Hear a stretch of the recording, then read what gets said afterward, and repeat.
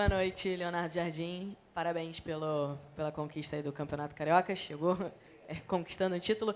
E eu queria que você falasse sobre a tua escolha, né, de começar o jogo com o Lucas Paquetá no banco, a Arrascaeta de titular. Na tua visão, os dois concorrem por uma vaga, podem jogar juntos. Como é que você enxerga o Lucas Paquetá, a posição dele também nesse Flamengo? Em primeiro lugar, boa noite. Dar parabéns ao Dia da Mulher também. Em relação ao Paquetá e ao Arrascaeta, claro que são dois jogadores que têm o seu ADN de zona central, de médios ofensivos, mas existe, em termos do Paquetá, uma polivalência que ele já demonstrou em vários clubes, que é poder jogar por fora, jogar a médio ofensivo ou jogar eventualmente a 8. O Flamengo tem 70, pode chegar a 78 jogos, acho eu, ou próximo de 78 jogos numa época, se tiverem todas as finais. Além dos jogos das seleções, porque temos muitos internacionais. Estamos a falar de mais de 7.000 minutos. Na Europa, um jogador normal joga 4.000 minutos. Por isso temos que ter necessidade de ter dois jogadores por posição. Se quisermos ser competitivos, temos que ter essa possibilidade, porque eu não acredito que o futebol e o Flamengo sejam uma equipa com 11 jogadores, porque ninguém consegue fazer este número de jogos. E estamos a falar que temos 7 internacionais que ainda vão à seleção e vão fazer ainda mais, que o Paquetá está incluído nessa situação. O Paquetá tem uma situação que vai fazer uma época e meia sem parar, também, porque ele veio já de meia época de competição no exterior, está a recuperar um pedacinho a sua condição física, é um jogador fundamental para a estrutura do clube, tal como o Arrascaeta, por isso é uma questão de gestão e feliz o treinador que tem dois jogadores dessa qualidade. Jardim, aqui, Luiz Assado, GE. Foram poucos dias de trabalho, né? Eu queria saber, você falou antes do jogo que seria um momento de transição entre o seu trabalho e do Felipe, que você ia aproveitar algumas ideias dele também. O que do seu trabalho a gente já pôde ver hoje no Flamengo e o quanto também, né? Primeiro, claro, com 4 dias, eu tive a colaboração muito grande de todo o staff do Flamengo residente e também a atitude dos jogadores, que tiveram totalmente ligados e abertos para estes 4 dias de trabalho com a boa atitude e empenho.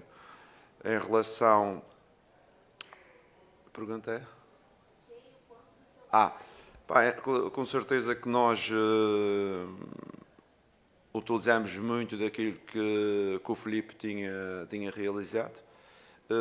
Neste jogo, pessoalmente, eu procurei que nós conseguíssemos anular melhor o Fluminense do que tinha sido nos últimos 2 jogos, principalmente o último jogo do campeonato do ano 2025 e o primeiro do Carioca, onde o Fluminense conseguiu chutes ao golo muito mais do que hoje. Hoje consegui um chute ao golo. Fomos mais consistentes no processo defensivo. No processo ofensivo tivemos ainda algumas dificuldades, principalmente de decisão, mas em termos comportamentais estou feliz com a equipa. Jogar ao Flamengo também é jogar com atitude, com empenho, e foi isso que aconteceu. Oi, Jardim, boa noite. Igor Siqueira, do UOL. Quanto essa vitória nessa final, nos pênaltis, né, era fundamental no teu planejamento para acalmar os ânimos? O quanto de tensão você sentiu nesses dias de trabalho que agora podem um pouco amenizar essa situação toda, de assuntos até paralelos ao seu trabalho, buta, os jogadores estão insatisfeitos, né? Quanto você estava contando com esse título para resetar, talvez, o ambiente do Flamengo? Quem trabalha no Flamengo tem que jogar para ganhar. E com certeza que quem perde desvaloriza, quem ganha valoriza. E ganhar um Carioca, ser tri no Carioca, a possibilidade de ganhar o 4º para o próximo ano, que acho que nunca aconteceu na história, é sempre fundamental. Foi um passo em relação ao Carioca, mas com certeza que não vamos nos iludir. Temos um percurso ainda pela frente e queremos continuar a trabalhar mais e melhor e organizar uma equipa competente como foi aquela do ano passado. Jardim, aqui na frente, Monique Danello, TNT Esportes. Depois da sua chegada, um fato novo, né, é a concentração dos jogadores na véspera das partidas, pelo menos para esse jogo foi assim, era algo que não acontecia no Flamengo recentemente. É claro que a gente vai te conhecendo aos poucos, quais são suas preferências, seu modelo de trabalho com os atletas, mas o que você detectou num primeiro momento que você quis mudar de comportamento, ou são regras que você não abre mão no seu modelo de trabalho de implementar com qualquer grupo de atletas? Queria que você falasse sobre essa relação que vai se construindo, que é muito pessoal, né, porque cada treinador tem o seu perfil. Obrigada. Claro, pelo facto de estarmos a começar e a necessidade de jogos de 3 em 3 dias, eu falei com os atletas que pretendia nesta fase inicial estarmos concentrados, estarmos juntos, porque há muita coisa que é necessário eu conhecer o grupo e o grupo também me conhecer, definir algumas estratégias também e alguns pormenores. É diferente ter uma equipa rodada, como estava na situação do Filipe, onde toda a gente já conhecia a estratégia, conhecia os conteúdos do treino. Por isso eu pedi, os jogadores com certeza que aderiram, e neste momento estamos a concentrar nestes dias, principalmente nesta série de 3 em 3 dias. Leonardo aqui, boa noite. Natália Brasil, do IG. Gostaria de saber de você, Leonardo, nos seus trabalhos você, não, acredito eu, que não teve um calendário parecido com o que a gente tem aqui no Brasil. Então, eu queria entender se você, dentro dessas estratégias que você tem falado aqui nas respostas para os colegas, se você já pensa em questão de priorizar competições, de rodar elenco. Eu queria entender um pouquinho como é a tua dinâmica de trabalho nesse sentido. Com certeza. Eu, ano passado, tive quase 11 meses no Brasil. Vivi também as competições da Conmebol. Não foi a Libertadores, mas foi a Sul-Americana. Vivi o campeonato, vi a Copa do Brasil até à meia-final. E sei desta carga que existe aqui no Brasil. Por isso, a importância do Flamengo ter um grupo de jogadores que permitam uma rodagem, permite a rodagem de forma a não termos lesões e de forma a que sejamos competitivos e pressionantes todos os jogos. É uma coisa que eu gosto no meu ADN, é que a equipa seja um pouco mais pressionante, um bloco mais próximo, redução mais rápida em termos dos equilíbrios. E hoje, em alguns momentos, aconteceu, com certeza, na segunda parte perdemos um pedacinho essa capacidade, mas com a entrada de alguns jogadores, no futuro eles vão ganhar outra condição e também as soluções vão permitir que a gente seja competitivos durante maior período de tempo. Jardim, aqui, boa noite. São 5 dias à frente do Flamengo e um título logo na estreia, né? Queria que você falasse um pouquinho pra gente sobre a sensação de ser campeão logo na estreia, no primeiro jogo que você comanda o Flamengo. Obrigada. Felizmente é muito bom ganhar um título no Brasil, uma coisa que não tinha acontecido na minha carreira. Estou aqui no segundo ano, mas quem treina no Flamengo está mais próximo de ganhar títulos. Agradecimento especial ao staff por todo o apoio que deu durante estes 5 dias, a atitude dos jogadores e a eles acreditarem na ideia.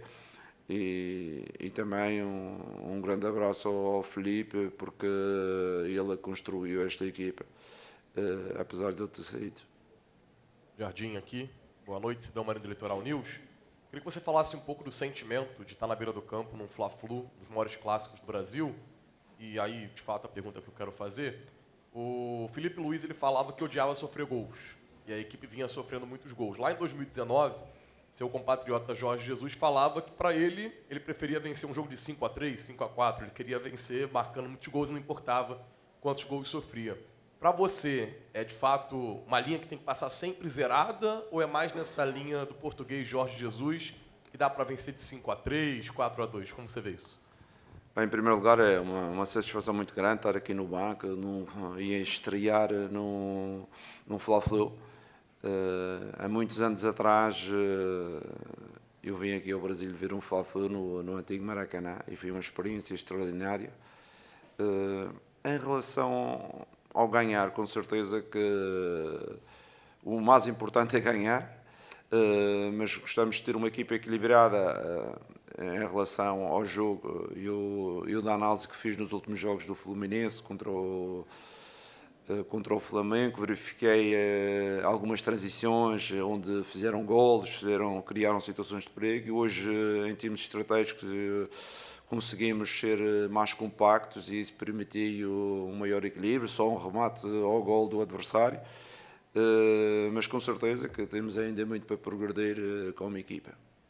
Leonardo, aqui, parabéns aí, seja bem-vindo ao Futebol Carioca, Cícero Melo da ESPN, dos canais Disney. Muito obrigado. Tem uma curiosidade, eu sei o quão é difícil um treinador assumir um time a 4 dias de uma final, e fico me perguntando, e vou perguntar para você, como que você chegou ao 11 que você escalou de saída? Você se aconselhou com gente que está ainda dentro do clube? Você viu vídeos, os últimos vídeos do Flamengo? Ou você já vinha acompanhando o Flamengo há muito tempo e tinha na cabeça um time ideal? Como você chegou a esse time titular para esse jogo específico, que é o seu primeiro jogo? Se você me permite, só uma perguntinha, não tem nada a ver com o jogo. O Flamengo, antes de você chegar, procurou muito por um 9, um atacante de referência, porque só tem o Pedro. Ainda é possível, mesmo com a janela de transferências fechada, internacional, achar um 9 e você precisa ainda de mais um jogador para aquela posição específica, para não precisar improvisar jogadores? Em relação ao 9, com certeza que um campeonato longo como é aqui no Brasil, com as competições internacionais também, com as seleções, o Pedro sozinho como avançado não vai chegar, não é? Ele é muito bom jogador, ainda hoje quero lhe dar os parabéns porque ele teve uma atitude e um empenho físico muito grande. Quando eu falei com ele aos 70 minutos, ou quando ele saiu, ele já estava com alguma fadiga localizada nos posteriores. E eu disse, pô, fizeste o teu trabalho, agora sais e vai entrar outro, com certeza que temos que adaptar. Temos o Young, o Wallace, que é um jovem também que vai ter oportunidades também de jogar naquela posição. Temos o Bruno Henrique, que também é capaz de jogar naquela posição. E no futuro, se nós conseguirmos trazer um jogador que nos permita não haver mais adaptações, com certeza que vamos tentar isso, porque, como eu vos disse, o desgaste é muito grande. Jogar no Flamengo tem que jogar no máximo e as soluções são importantes para a gente manter uma equipa vitoriosa. Em relação à primeira pergunta? Como você escolheu os 11 que começaram? Eu escolhi os 11 porque já conheço a equipa do Flamengo, aproveitei por aquela equipa que tinha jogado mais junta já há algum tempo. Alguns jogadores destes também descansaram no jogo com o Madureira e estavam mais frescos do que os outros e aproveitei. Mas eu sinceramente, eu não acredito em 11, eu acredito num grupo de trabalho. Com certeza que vamos ver já no próximo jogo do Cruzeiro algumas alterações, porque eu quero uma equipa fresca, quero uma equipa competitiva, quero uma equipa que consiga defender bem e atacar bem. E sei com certeza que às vezes os adeptos, os fãs gostam de um 11, mas o 11 não é possível jogar a época toda. Senão vamos correr riscos de lesões, vamos correr riscos de perdermos muitos jogadores.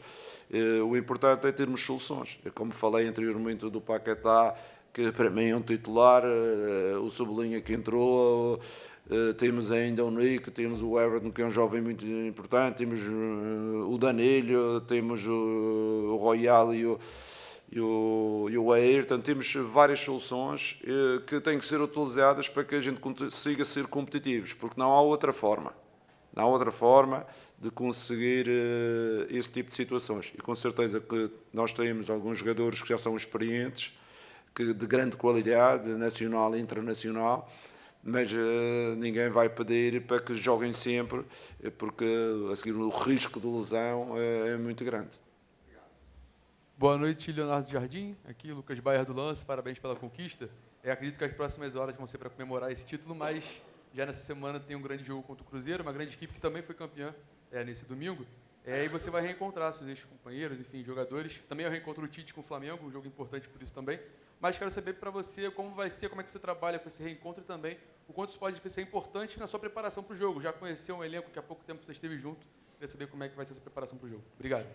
Vai ser uma preparação normal do Flamengo, que vamos ter que recuperar amanhã, já pela manhã, recuperar os nossos jogadores, ativar aqueles que jogaram menos e depois conseguir, em termos estratégicos, preparar uma equipa competitiva. Uma equipa competitiva que seja capaz de, na nossa casa, controlar o jogo, ser pressionante.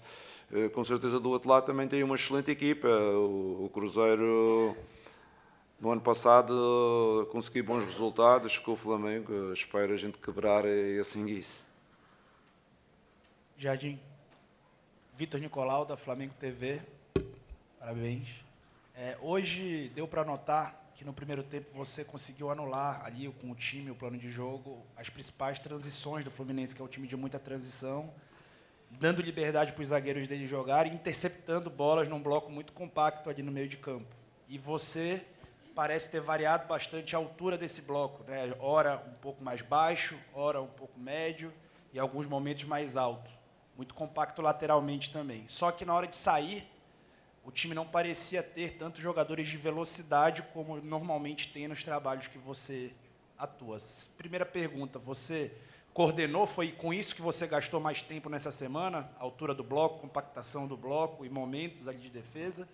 E 2, você sentiu falta desses jogadores de velocidade por dentro? Com certeza que em relação da organização do sistema defensivo, o compacto da equipa, foi uma coisa que nós trabalhámos pelo facto de termos analisado que o Fluminense estava a conseguir fazer transições perigosas contra nós. Fez no último jogo, fez no jogo anterior. Acontecemos que nós expusemos os nossos laterais um pedacinho mais alto, fizemos uma construção a 3, obrigámos quer o Canóbio, quer o Serna defenderem muito baixos e depois com certeza que eles tinham menos capacidade de chegar na transição. Foi essa a nossa estratégia, trabalhamos isso com os jogadores e em relação ao que temos, eu acredito nestes jogadores. Também temos jogadores que são rápidos. Acho que a equipa, os jogadores pelo momento que aconteceu agora nestes 2 meses perderam um pouco de confiança, recuperar a confiança deles, de forma a termos uma equipa competitiva, organizada em termos defensivos, em termos ofensivos, qualitativa, em termos de circulação, em termos de decisão do último terço. Jardim aqui, boa noite. Bruna Medeiros, do Desflá. Você falou sobre as opções de ataque, inclusive do Pedro, o Wallacian, mas você não citou o Plata. E hoje a substituição foi o Plata no lugar do Pedro, e o Plata foi usado muitas vezes pelo Filipe Luiz nessa posição e não agradou alguns torcedores. Qual a sua visão do Plata? Você vê ele mais como esse homem ali que vai jogar, às vezes, no lugar do Pedro, mais pela direita, como ele jogou na maior parte da carreira dele? Qual a sua visão? Obrigada. Com certeza que o Plata não é um jogador, não é um avançado. O Plata eu conheço o Plata desde a altura do Sporting, quando ele iniciou. É um jogador de corredor, é um jogador que é rápido, é um jogador que também pode ser muito importante na pressão e a compactar o bloco. Mas, como eu disse, o Bruno Henrique, por exemplo, está fora, que também é um jogador que pode jogar na frente. O Wallace já não jogava há muito tempo, por isso a minha substituição levou a um jogador mais experiente, tem jogado, apesar da semana dele ele ter tido um pequeno problema e só treinou 2 dias. É essas as decisões que a gente tomou, visto aquilo que aconteceu, não é? O Wallace teve pouca experiência, teve poucos jogos este ano. O Bruno Henrique está magoado, por isso temos que gerir entre estes 2. Jardim, tudo bem? Boa tarde, boa noite. Já, quando ganha, está tudo bem. Gabriel Órfão, canal Paparazzo Rubro Negro. Nos seus 11 iniciais hoje, você optou por começar com o Samuel Lino e deixar o Everton Cebolinha no banco. O Lino é um jogador que o Filipe Luiz, por muito tempo, falou que queria recuperá-lo. Ele que foi, até pouco tempo atrás, ainda era a contratação mais cara da história do Flamengo. Eu queria saber como é que você enxerga a situação do Samuel Lino na sua equipe? Que você tem 2 jogadores da mesma posição, 2 jogadores habilidosos, mas com o Lino, que desde que chegou ao Flamengo não desempenhou ainda aquilo que a torcida estava esperando, contra o Cebolinha, que só tem contrato até o fim desse ano. Mas como é que você enxerga mais essa situação do Lino no time do Flamengo? Obrigado.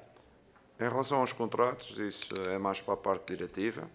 Em relação à performance desses 2 jogadores, estou feliz de tê-los os 2, porque o Cebolinha entrou no lugar do Linho e manteve a intensidade e conseguia ainda ser mais acutilhante.